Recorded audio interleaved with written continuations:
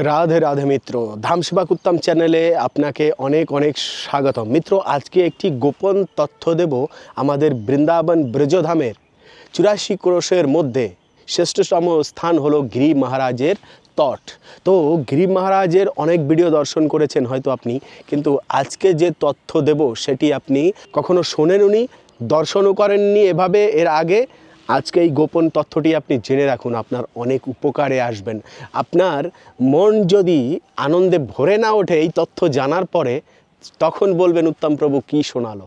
ঠিক আছে, তো চলুন আজকের এই ভিডিওটি শুরু করা যাক আমাদের গিরিরাজের মহারাজের রহস্য দিয়ে।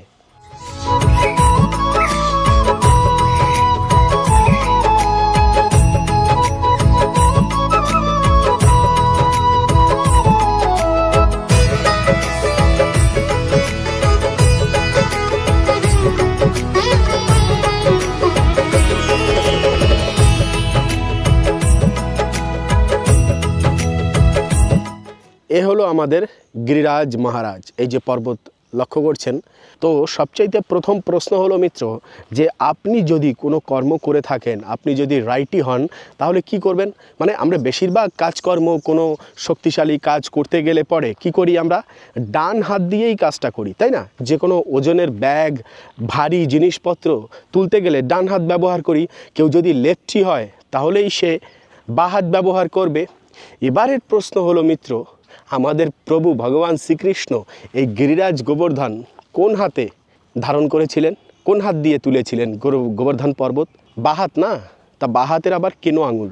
এবারের কথা হলো যে আমাদের ভগবান শ্রীকৃষ্ণ বাঁ হাত কেন ব্যবহার করলেন? আরও তো হাত ছিল, কেন উনি অনন্ত হস্তের মালিক, ডান হাত দিয়েও তুলতে পারতেন, তাই না? কিন্তু উনি বাঁ হাত কেন ব্যবহার করলেন? তাহলে এটিই হলো আসল রহস্যের তথ্য মিত্র আজকের এই ভিডিওটিতে। তো যেদিনকার গিরিরাজজিকে ধারণ করেছিলেন হস্তে, সব সখারা একত্রিত হয়ে বসেছিলেন। হ্যাঁ, এখন সখারা লাঠি নিয়ে এসে কেউ বলছে, কৃষ্ণ তোমার অনেক কষ্ট হয়েছে, চলো এবারে আমরা একটু তোমাকে সাহায্য করি। লাঠি নিচে ধরে ধরে কৃষ্ণের হস্তে থাকা এই পর্বতকে, আমাদের গিরিরাজ মহারাজকে উপরে উঁচু করে দিতে চাইলেন, যে কৃষ্ণ একটুখানি রেস্ট নিক। কিন্তু সেটি সম্ভব হলো না। কৃষ্ণ বলছেন, আরে ছেড়ে দিই, তাহলে এবারে ছেড়ে দিই, তোমরা তাহলে সবাই ধরো। সখাদের বললেন, সে সখারা বললে, আরে আরে আরে ঠিক আছে ঠিক আছে ঠিক আছে ঠিক আছে বলতে বলতে সখাদের মাথার উপরেই যেন ভেঙে পড়ছিল সে সময় এই গিরিরাজ মহারাজ। তখন ভগবান শ্রীকৃষ্ণ আবার হস্তে ধারণ করে নিলেন, উপরে তুলে দিলেন আমাদের গিরিরাজ মহারাজজিকে। এবারে সব সখারা কৌতূহল করে বলছেন ভগবান শ্রীকৃষ্ণকে যে, আরে কৃষ্ণ, এতে তোর কোনো শক্তি নেই। তুই আমাদের গৃহের ঘরে ঘরে গিয়ে মাখন চুরি করে খেয়েছিস, সেটাই অর্ধেক তোর শক্তি হয়েছে। আর অর্ধেক শক্তি তুই রাধারানীর কৃপা আশীর্বাদে এই গিরিরাজ পর্বতকে হস্তে ধারণ করেছিস, এতে তোর কোনো কৃতিত্ব নেই। তাহলে মিত্র এবার চিন্তা করুন, ব্রজের সখারা ভগবানকে কৃতিত্ব দিতে চায় না, আসলে মনে করেন নিজের ব্রাদারি, মানে আমার মতোই সমান কৃষ্ণ, আমারই সখা, আমারই বন্ধু, তাই না? ভগবান মানেনি না কৃষ্ণকে, নিজের ভাই মনে করেন, নিজ বন্ধু মনে করেন। এ অনেক উচ্চ ক্যাটাগরির প্রেম মিত্র। তো যাই হোক, এবারের হলো আসল প্রশ্নের উত্তর। তাহলে এবারে বলুন, আমাদের শ্রীমতী রাধারানী ভগবান শ্রীকৃষ্ণের কোন পাশে থাকে? বাম পাশে না? তাহলে এবারে বলুন, নারী শক্তি তো পুরুষের, রাধারানী শ্রীকৃষ্ণের শক্তি তো। তাহলে শক্তি যদি বাম পাশে থাকে, তাহলে এই গিরিরাজ পর্বতটি কোন হাত দিয়ে উঠাবার কথা? বাম হাত দিয়ে তো। তাই তো করেছেন ভগবান শ্রীকৃষ্ণ। গোবিন্দের বাম পাশে যেহেতু রাধারানী, তার শক্তি হলো বাম দিকে, তাই গিরিরাজ গোবর্ধনকেও বাম হাতে ধারণ করেছেন, শক্তির ধারা ধারণ করেছেন নিজের কনিষ্ঠ আঙুলে। তো মিত্র, এই হলো আসল রহস্য। এই রহস্যটা কি আপনার জানা ছিল মিত্র? আমরা অনেকেই হয়তো জানতাম না, আজ ভেদ খুলে গেল। অনেকে বলেন না যে শাস্ত্র আদির না পড়েও বড় বড় জ্ঞান দেয়, ভগবানকে মেপে ফেলে। আরে কৃষ্ণ সেকালের একজন সাধারণ মানুষ ছিল, এ ছিল, ও ছিল। এই সূক্ষ্ম সূক্ষ্ম ছোট ছোট ব্যাপারও অনেক বিশাল পরিচয় দেয় মহাতত্ত্বের, তাই না?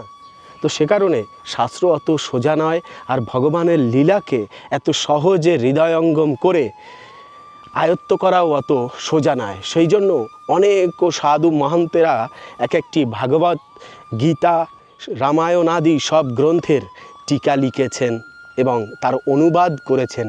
ওই জন্যই মিত্র, গুরুর শরণে না গেলে কিন্তু জ্ঞান লাভ হয় না।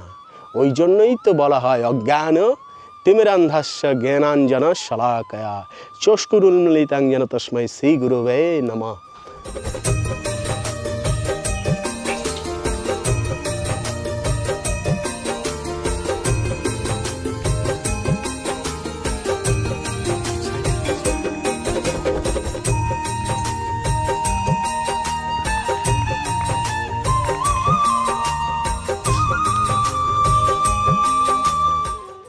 মিত্র, আপনার কি মনে হয় আপনার বাড়ির পাশের কোনো একটি জায়গা এটি, নাকি আপনার উঠোনের কোনো একটি জায়গা? এরকম মনে হতেই পারে, এটি কিন্তু স্বাভাবিক কথা। কেন জানেন? কিন্তু কি আছে এর মধ্যে? এই যে দেখুন বৃক্ষ, এই যে দেখুন আমাদের ছোট একটু পাহাড়, গিরিরাজ মহারাজ, এবং এই যে বৃক্ষ।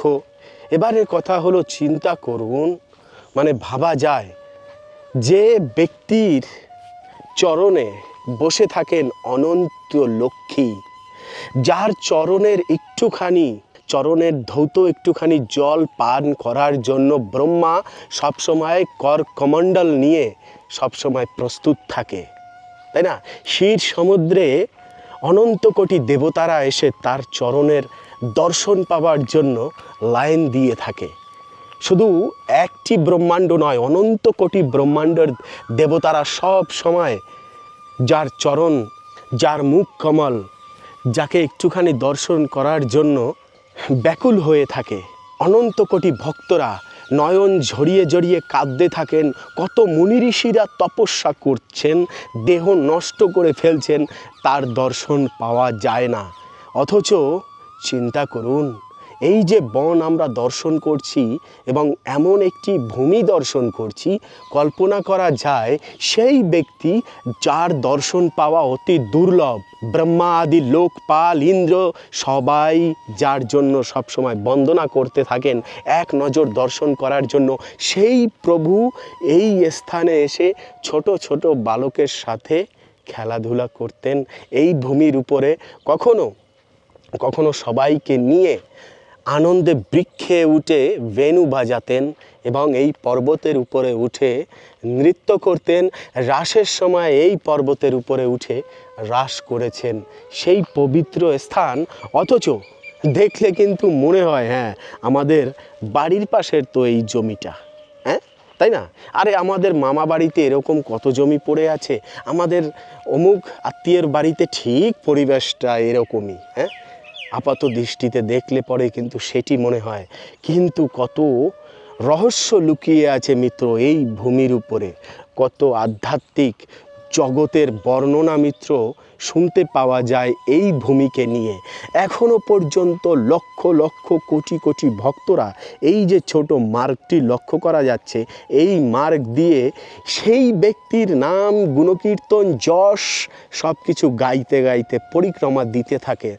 যদি কার্তিক মাসে আসেন তাহলে এই দৃশ্য এই কলিযুগে দাঁড়িয়েও আপনার চোখের সামনে আপনি দর্শন করতে পারবেন, আনন্দ নিতে পারবেন। হ্যাঁ, তাহলে ভূমিটা একবার কল্পনা করুন। আশ্চর্য মিত্র, এই ভূমির দিকে তাকিয়ে থেকে থেকে এই জিনিসগুলোই শুধু ভাবতে থাকি মিত্র।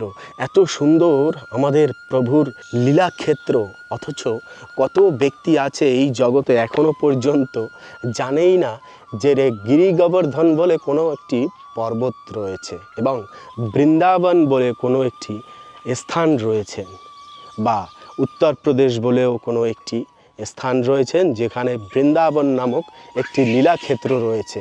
রহস্যময় জাল ছড়িয়ে রেখেছে গোবিন্দ ওতপ্রোতভাবে, অথচ আমরা কিছুতেই সেগুলো দর্শন করতে পারি না, বুঝতেও পারি না।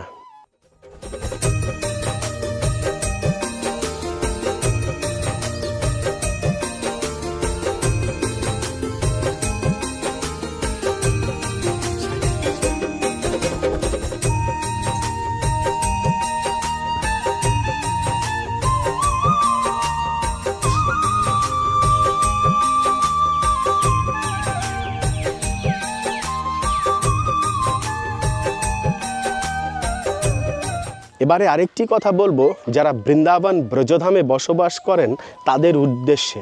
আচ্ছা মিত্র, আপনি কি কখনো দেখেছেন যে এই ব্রজের বাদরেরা কখনো গোমাতাকে কামড়িয়েছে? নিজেরা সর্বদা মারপিট করেন এবং সব সময় ঝগড়াঝাটি করতে থাকেন, মানুষকে দেখলে কামড়ায় এবং আরও না জানি কাকে কাকে কামড়িয়ে বেড়ায় এই ব্রজের বাদররূপী ভক্তরা। কিন্তু দেখুন, আমাদের এই যে গোমাতা এখানে বসে ঘাস গ্রহণ করছে, কিন্তু তার পাশে কত বাদরেরা রয়েছে। গোমাতাকে কামড়াতে দেখেছেন মিত্র? কমেন্ট করে কিন্তু অবশ্যই জানাবেন। আজ পর্যন্ত আমি দেখিনি যে গোমাতাকে কামড়িয়েছে আমাদের এই ব্রজের বাদররূপী ভক্তরা। সবসময় দেখেছি মানুষকে কামড়াতে আর নিজেদের মধ্যে ঝগড়া করতে। কত আশ্চর্য না? হ্যাঁ, কুকুরকেও কামড়াতে দেখেছি, কিন্তু এই যে দেখুন গোমাতার পাশেই বসে রয়েছে, গোমাতায় নিজের কাজের চরকায় নিজে তেল দিচ্ছেন, কিন্তু দেখুন কখনো কাটছে না, কিছু করছে না, ডিস্টার্বও করছে না। হ্যাঁ, দেখুন গোমাতা যে কত একটি শতগুণী প্রাণী এটি এই জীবেরা পর্যন্ত বোঝে, কিন্তু হায় রে দুর্ভাগ্য, হায় রে কলির ব্যক্তিরা, হ্যাঁ, যারা এই গোমাতার মতো এরকম নিষ্পাপ জীবেদেরকে ধরে ধরে হত্যা করছেন, তাদের গতি কি হবে? আসলে কলিকাল বড় ভয়ঙ্কর, যত দিন যাবে তত দুর্বিষহ হয়ে উঠবে।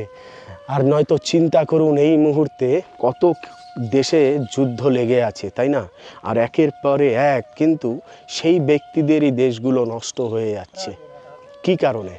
গৌমাতার রক্ত যতদিন এই ভূমির উপরে বা যে ভূমির উপরে পড়বে না কেন, সেখানে কিন্তু যুদ্ধ লাগবেই। সেই যুদ্ধ কেউ আটকাতে পারবে না মিত্র, কেউ আটকাতে পারবে না। হ্যাঁ, তারা মনে করে যে আমরা গো হত্যা করে অনেক সুখে রয়েছি, কিন্তু তাদের দুঃখের দিন দেখুন, তাদের দেশগুলোর দিকে একবার তাকিয়ে দেখুন কি হচ্ছে। তো যাই হোক, ইতিকথা হলো এটাই, গোমাতার ভগবান শ্রীকৃষ্ণ বলেন যে আমি গোমাতার মুখ এমনভাবেই তৈরি করেছি যে স্বাভাবিকভাবে গোমাতার দিকে তাকালে দয়া এসে যাবে। একটি শতগুণী প্রাণী মিত্র, হ্যাঁ, আর এ হলো আমাদের রজগুণী প্রাণী। কিন্তু সবাই সবার মর্যাদায় আছে, কিন্তু মনুষ্য জাতি নিজের মর্যাদা ভুলে অন্যায়ভাবে জীবনযাপন করছেন, আর সে কারণেই বর্তমান সমাজ ধীরে ধীরে পতিত হয়ে যাচ্ছেন।